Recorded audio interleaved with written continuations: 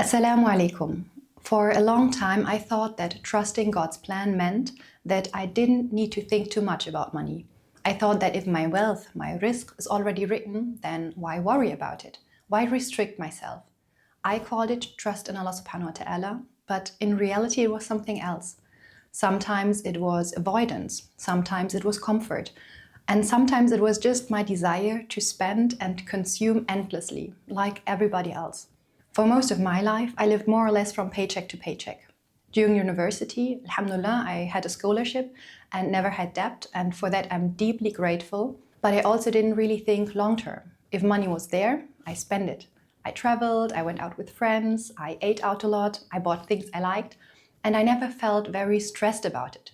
Even losing money didn't affect me deeply. It never really touched my heart. At that time, I thought this was a good thing. I thought it meant that I was detached from money and therefore from dunya. But now I understand something different.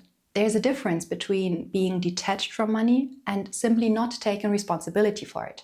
When I got married, I slowly realized that my husband and I had very different relationships with money. He always thought about providing, about the future, about retirement, about security, about what would happen if one day he could no longer work. And honestly, these thoughts never crossed my mind. I would often say things like, don't worry, Allah will provide, our risk is already written. And of course, all of this is true. But a lot of the time I was saying it for the wrong reasons. Sometimes I said it because I didn't want to limit my lifestyle. I didn't want to stop traveling whenever I wanted. I didn't want to think before buying something. I didn't want to feel restricted in any way. So I told myself I was trusting Allah subhanahu wa ta'ala, but in reality, I was just protecting my comfort. There was one moment in my life that I still remember quite often. When I started working, after only a short time, I bought a car. And if I'm honest, at that time it was a car that was above my means. I remember arriving at the hospital parking lot and noticing a senior doctor. She had already worked for many years, she was very respected, very experienced, and I knew that she was financially very secure. And she drove a small, simple, old car. And in that moment, I felt really ashamed because I realized that she had already built a life and I had just built an image. So why do I want to look successful instead of becoming stable? Why do I want people to see me a certain way? Why do I want symbols of achievement before the foundations are even there? We live in a time where it is very, very easy to confuse appearance with reality, especially living in the West, especially as Muslims trying to find our place here. Sometimes we feel like we need to show that we made it, that we belong, that we are successful. And sometimes this pressure is very quiet. It shows up in small decisions. An expensive coffee here, shoes everyone else is wearing, a trendy item that we suddenly feel we need, even when it doesn't actually serve us. There was a time recently when I almost bought one of those Stanley cups. It's just a cup, but it costs around 50 euros. And I noticed that I didn't even want it because I liked it. I wanted it because everyone else had it. I also thought that I need Adidas Sambas, even though they're not really my style, even though I didn't actually need them, but somehow I felt like I should have them. All the young and stylish girls are wearing them, and not having them made me feel like I'm getting old. And this is how influence works. Very quietly, very softly, until one day we don't even recognize what we really desire. I deactivated my Instagram account during Ramadan because I wanted to see what it would do to me. And I immediately felt the difference because I realized how many things I wanted only because I saw them every day during moments of weakness. Sometimes I felt left behind, or I didn't feel very pretty that day, or as organized as I wanted to be. And then you see all these beautiful people promoting beautiful things, and it becomes so easy to buy a solution for an emotional problem. One click and tomorrow you have that Stanley Cup. You will feel healthy and rich and organized. The next day you buy the shoes that everyone else is wearing and you feel young and fashionable again. We say we're living freely, but actually we're constantly reacting to trends, reacting to expectations, reacting to what other people think success looks like. And as Muslims, I think we have to ask ourselves if we live exactly like everyone else, spend exactly like everyone else, chase exactly what everyone else is chasing, then what is different about our direction? Islam never taught us that money is bad. Money is a tool, and tools shape the life we build. Having money is not the goal, but having stability, having independence, being able to support your family, being able to help your community. being able to give in charity, being able to say yes when someone needs help. All of this matters, and all of this requires discipline. And part of that discipline is also how we spend. There's nothing wrong with wanting beautiful things or with investing in quality.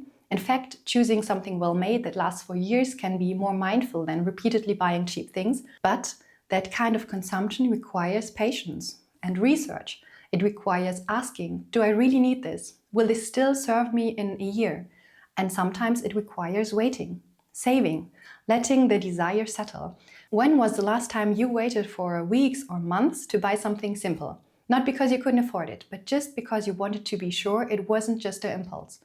Especially as Muslim women, I think we need to talk about this more, because sometimes we're told that caring about finances is not feminine or not spiritual. But excellence in every part of our lives is part of our tradition, and that also includes our finances. There's nothing beautiful about living beyond your means. There's nothing empowering about being dependent when you could be stable. And there's nothing spiritual about avoiding effort when effort is possible.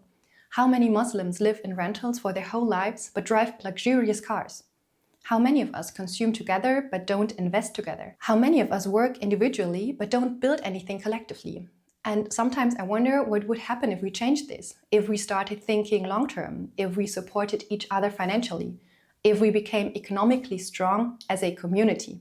Not for status, but for independence and for dignity. Sometimes we say that money distracts us from Allah subhanahu wa ta'ala, and that can be true, but sometimes the absence of stability also distracts us from Allah. Perhaps you've noticed this new trend of minimalism and mindful living as a response to the old influencer era of hauls and excessive daily consumption.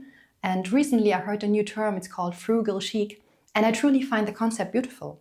But for us as Muslims, it should not be a short-lived trend. It should be something deeply rooted in how we think and live. So when I think about frugality now, I don't think about restriction. I think about intention, choosing carefully what deserves space in your life, what deserves space in your home, and what deserves space in your heart. My mother was born and raised in Germany by parents who had lived through 2 world wars. Her upbringing was deeply shaped by scarcity. She would repair things instead of replacing them. She would reuse materials instead of throwing them away. For some time, people in our village brought all their old newspaper to her, and she would turn the newspaper into beautiful baskets. Even today, when something breaks or my clothes are damaged, I bring them to her. She taught me all of this without ever using the word minimalism or mindfulness. And she's not alone. This was normal for her generation, not only in Germany, but all over the world. And maybe we lost something very valuable when we stopped living like that. How often do we automatically meet in the most expensive cafes or restaurants? What if sometimes we said, let's go for a walk instead? Let's bring something from home. Let's cook together. Let's do sports outside. These are small decisions, but they slowly change the way we live. At the beginning, it can feel a little uncomfortable, sometimes even a little embarrassing. But there's nothing embarrassing about that. There's something very strong about knowing what you want your life to look like. Living frugally is not something we should be ashamed of. I truly believe we should normalize it again, especially in our communities. Imagine if instead of always encouraging each other to buy something new, we encourage each other to reuse what we already have. Imagine if our mosques organized second-hand gatherings, where families exchange things instead of throwing them away, where children learn that something does not have to be new to be valuable. Most of us already own more than enough. Sometimes what we really need is simply circulation.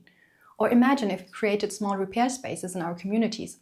In our village here, for example, there's something called a repair cafe, where a few older men know how to fix almost anything, and they help you repair things that would otherwise be thrown away. Living more simply does not mean living with less dignity. It means living with more intention, and perhaps even more connection to the people around us, to our communities.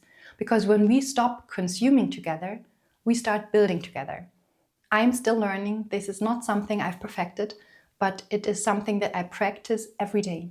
And I feel like it makes my life calmer, more intentional, and filled with more barakah. May Allah subhanahu wa ta'ala bless our efforts and our ummah. That's it for today. Assalamu alaikum.